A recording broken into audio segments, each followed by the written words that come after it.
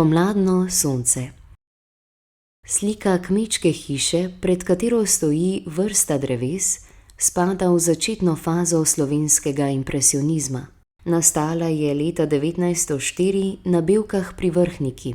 Prav od tega leta dalje se pri strninu uveljavi bolj razgibana poteza, debelejši nanosi barv in s tem bolj neenakomerna površina slik. Med impresionisti je bilo priljubljeno slikanje na prostem, kjer se je odpiralo mnogo primernih motivov. Zanimal jih je problem sončne svetlobe, optični pojavi in spreminjanje atmosfere. Bili so prepričani, da je zunaj v naravi mogoče narediti prave moderne slike.